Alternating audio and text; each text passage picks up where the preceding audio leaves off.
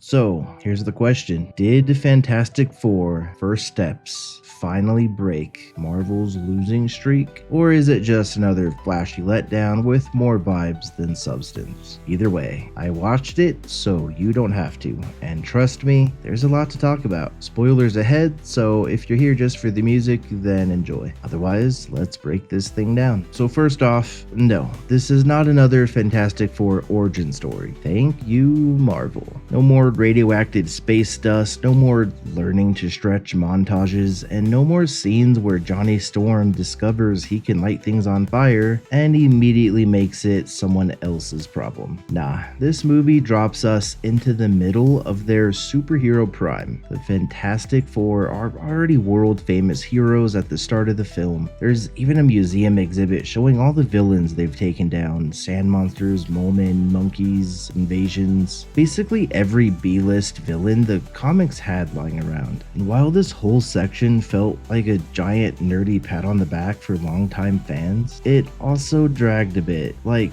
okay, they've been around a while, we get it. I don't need a slow pan over their 7th newspaper clipping while dramatic music plays like they're war heroes or something. But hey, it does skip the origin, which is a win in my book. Now, let's talk about the setting, because wow, this movie's aesthetic is something else. It's like the world got stuck in the 1950s, but someone handed them alien tech from 2125. It's all analog buttons, colorful fat screen monitors, and plasticky looking panels with blinking lights. Kind of like if Fallout's pre-war universe and the Jetsons had a baby, and then that baby was raised on Marvel. The whole thing feels retro futuristic in the best way. So you're soaking all this in, thinking, okay, this is a vibe, and then boom, plot drop. Sue Storm is pregnant. Yep, and Reed does what Reed does. He goes full scientist dad. He baby-proofs the entire house, the city, possibly the world.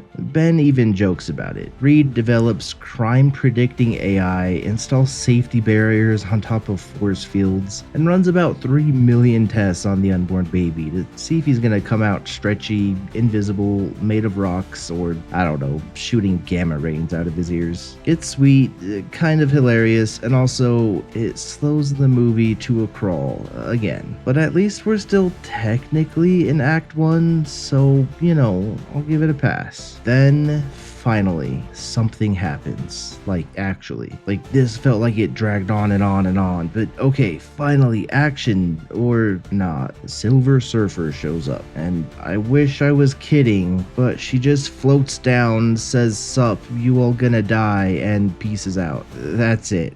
No lasers, no explosions, just intergalactic vibes and an existential crisis. But the team realizes that this means something very, very bad is coming, so they hop in their shiny retro spaceship and take off into space to figure out what is actually going on. And what do they find? A green planet that basically looks like Namek from Dragon Ball Z. Yeah, I'm serious. It's pretty cool. It's all grassy, weirdly lit, and has that about to get blown up energy. And sure enough, the surface starts heating up, lava bubbles, and then bam, this giant metal drill like half the size of the planet comes crashing out of the center. It just shreds the entire everything in seconds. It's absolutely wild. One of the best scenes in the whole movie. Like, someone finally told the VFX team, hey, maybe we try this time. Then Galactus shows up, casually kidnaps the team and says, hey, I heard you're having a baby. I want it. He's like, nah, that's not how this works, and tries to fight him. But Galactus is basically like, LOL, okay. This is where we get our first bit of action.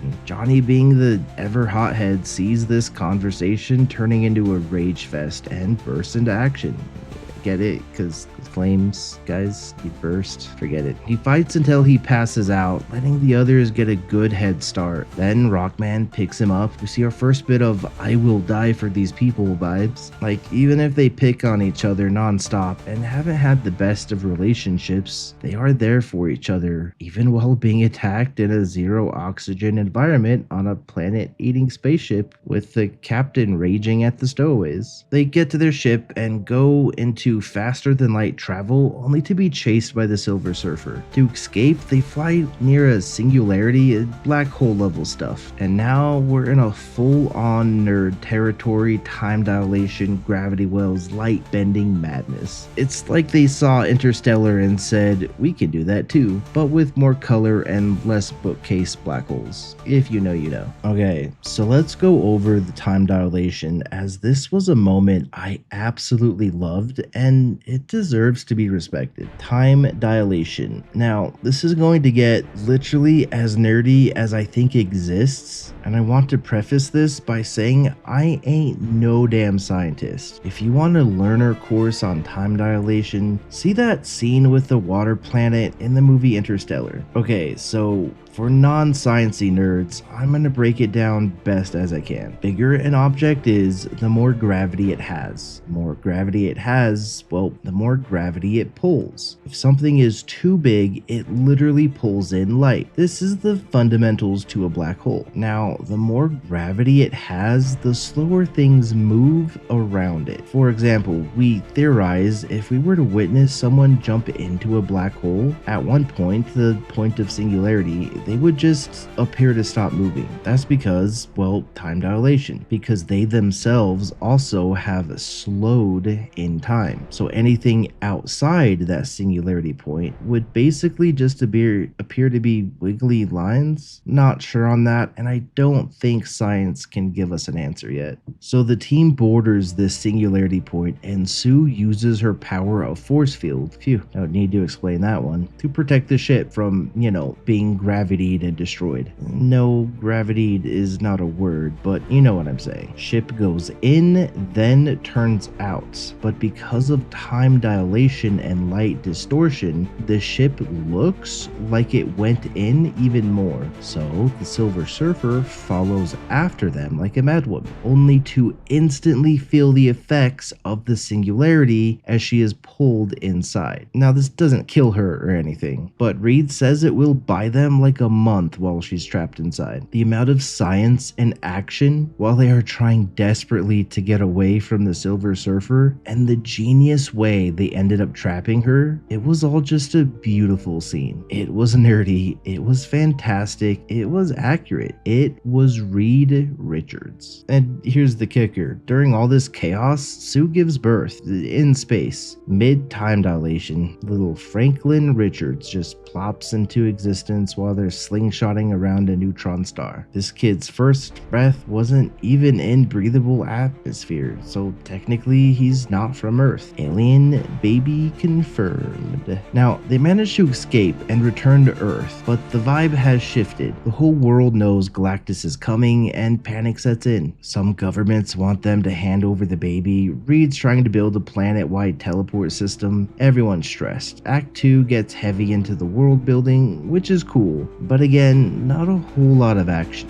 And man, the product placement, Canada Dry shows up more often than the Silver Surfer. Did they sponsor this movie, or was Reed just really into ginger ale? The best part of this middle chunk is the character development. Reed and Sue have real believable tension. You can feel their history. Sue reads Reed like a book. Man, that was a tongue twister. And he's always 2 steps ahead, trying to protect his family, but not always in the right way. Johnny is still cocky and thrill hungry, but they actually give him a brain here. He's not just comic relief, he's decoding alien signals and pulling off real science. But more on that later. He is still entry-level science, comparably. Like, he is building lava volcanoes while Reed is building a sun-powered generator in his basement. Not literally, but you get it. Not to say Johnny is out of his depth in the science field, it's just no one in the whole Marvel comics can hold a candle to Reed, save for like Doom. I don't even think the great Tony Stark can out-nerd Reed. Yeah, and Ben's great. He hangs out in his old alley, almost crushes a bunch of kids with the car, jokingly, don't worry, and has a teacher hit on him in the same scene. His banter with Johnny is peak older brother energy. They hate each other, but also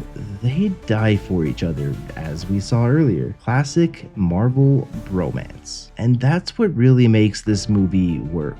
The family dynamics. The Fantastic Four don't just tolerate each other, they love each other. There's real depth here. You feel like you're watching a family slowly come apart and then glue themselves back together. Not to save the world, that's a bonus, but to save the family. They can't let Galactus just have the baby. That's their family member, and they will push themselves to the edge of their capabilities to save him and each other. Okay, so the team's big teleportation escape plan gets wrecked by the Silver Surfer, who is apparently still very mad, and they're forced into a last-ditch plan to stop Galactus and warp him away. So Galactus shows up on Earth, and he's not some weird space cloud like in Rise of the Silver Surfer. I mean, we saw him earlier, but only like his upper part. This time, he's huge, comic accurate, and genuinely terrifying. Buildings crumble just from him landing. The fight kicks off and it's intense. The team does their best, but Galactus mostly ignores them while they're just annoying flies. Johnny burns him, Ben punches him, Reed stretches around doing something, and Galactus doesn't even flinch. Their plan to bait him onto this pad to teleport him away instantly fails. Galactus sees right through it and grabs the baby out of their home tower a few steps away. I mean, giant steps. It's probably like, I don't know, 10 blocks. But on his way back to his ship with the baby, Sue snaps. Full on mom mode activated. She taps into some overdrive energy and actually pushes Galactus back, which makes no sense because, come on, it's Galactus. But it is a cool moment, and she sacrifices herself in the process. She dies, like actually just dies. Okay, but let's break the fighting down here.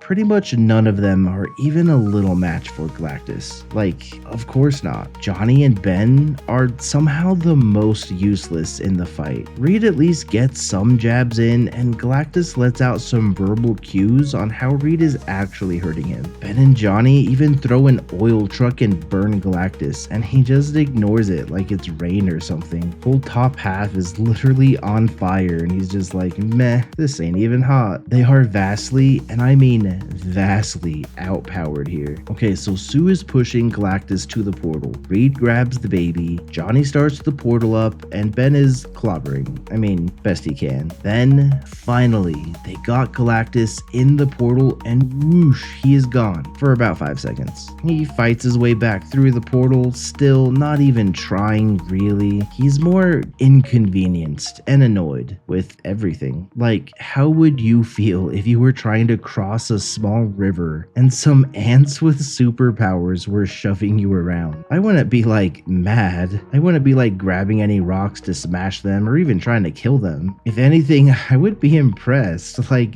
damn, these weak ass things are kind of strong. Okay, so before I go with the rest, I should probably back up a second and tell you about the Silver Surfer. So remember all that language deciphering Johnny was doing? Well, basically, they were messages going all over the galaxy from one origin. When Johnny talked to the Silver Surfer, she taught him one phrase, and with that phrase, he was able to decode all of the messages. You would think strange alien words broadcasting across the galaxy would be a much bigger deal, but I mean, I guess not. Johnny guilt trips her earlier, and she basically got upset and disappeared. Until now. She returns and slams into Galactus, dragging him through the portal just as it closes forever. Galactus is officially, someplace else. Where? I don't even think Reed knows. Somewhere far, and without his spaceship. So Reed is banking on the fact that it's gonna take Galactus millions of years to find his way back to Earth. Then Franklin, the space baby, just casually brings Sue back to life with god powers.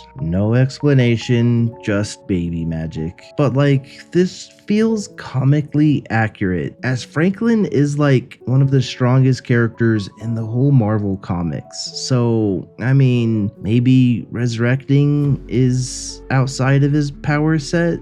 I don't know, to be honest, but it seemed to fit. Though, going forward, I really don't want to see much, if any, of Franklin. From what I understand, in the comics, he is literally like the strongest mortal character. He can one-shot Thanos, solo Galactus, and even 1v1 Celestials and win. The power scaling is completely insane, bonkers broken on him. He went to hell and killed Mephisto, the literal devil, in his own world as a child. With Franklin being around, every threat in the universe just feels small.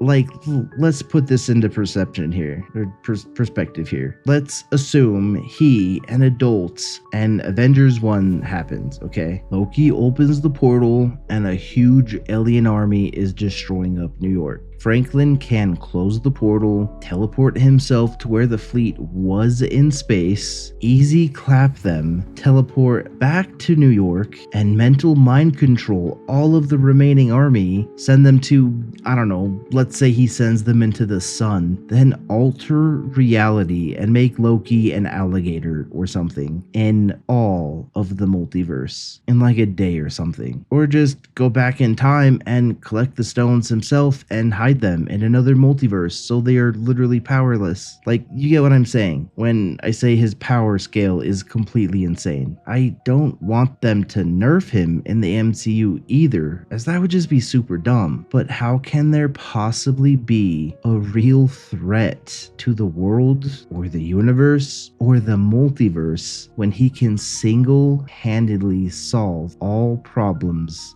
before his morning coffee? I don't know how they are going to use him going forward, but I don't know, man. I am a little worried with his direction. If they nerf him, it's gonna be dumb. If they give him uncontrollable powers, it's gonna be dumb. If they let him just one-shot all villains, it's gonna be dumb. Anyway, I got off track for a hot minute again. So yeah, Sue is alive now, and they all know Franklin is basically a god among gods among gods. Like, only other true resurrection we've seen in the whole MCU was near the end of Love and Thunder, where that space thing, Eternity, I think it was called. I mean, technically the Infinity Stones didn't even resurrect anyone. It just brought them back into existence at the moment they were taken. Remember the whole "I tried to bring Natasha back but couldn't" thing? Rip Black Widow. So in the end, the planet is saved, Galactus is yeeted into deep space, and Silver Surfer is missing. Rip Johnny's love interest. The family is back together, and Reed's already planning some multiverse baby proofing or something. Though there is a short end credit scene, as there is. I mean, technically there's two, but one is just the old Fantastic Four cartoons playing some clips. The good one is 4 years later, Sue is reading stuff to her son. She goes back to get something from the kitchen. I don't know what, cookies or something.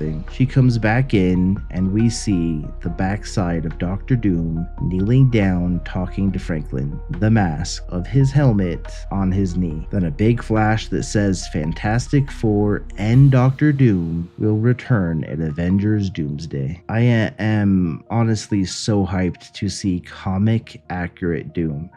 I could make a whole ass video just about how he can and has been a major threat to literally everything in the multiverse, and no one has been able to fully stop him. Anyway, final thoughts. There's a lot to love here. The world building, gorgeous. The visual effects, some of the greatest in the MCU. The science, nerdy but digestible, mostly. And Galactus, finally done right. But it's not perfect. There's not a lot of action. The slow parts really drag, and there are a lot of them. Reed barely uses his powers. Silver Surfer felt so underused. Also, seriously, Marvel, chill with the soda ads. I feel like near the end of the movie, it was all about Coke ads. Saw someone drinking a Coke like at least 20 times. I mean, maybe not, I didn't count, but it felt like it was a lot. But overall, I had a great time. The emotional beats hit, the family dynamic was strong, and the ending ending was actually satisfying. Honestly, this might be the first MCU movie since No Way Home that I walked out thinking, yeah, I'd watch that again. And once this is out on a streaming platform that's not infected with forced ads, I will be watching this again. Fantastic Four First Steps get a solid 8 out of 10 for me. It's not just another Marvel movie, this one actually has heart, it has soul, it has passion. It has a villain so strong the heroes couldn't even hope to beat him. So they did the next best thing, made it someone else's problem. And of course, it has a space baby. Can't forget the space baby. On a seriously real note though, Franklin is a human, probably, but he wasn't actually born on Earth or even in the solar system. Is he an alien? Like, by definition, he has to be, right? Humans can be aliens, even on Earth, right? So basically, the strongest hero in the Marvel multiverse is an alien human? Comment below what you think. And also, the more I thought about it, I'm pretty sure since Franklin was born during time dilation around a neutron star, when we learn like the secret to his power, it's probably gonna be something to do with that exact moment, because the scene made a pretty big deal about how Sue was like still using her powers while giving birth. They were going through all kinds of crazy cosmic crap, and in the actual movie they do call it like cosmic force or cosmic power. That's the power Galactus has and the glowy eyes. And when Sue does get resurrected, she does get galactic eyes for just a minute. So that leads us to believe that the super OP power that Franklin is going to have in the MCU is this cosmic force. So I don't know, it just makes sense. Okay, well that's all I got today. See ya.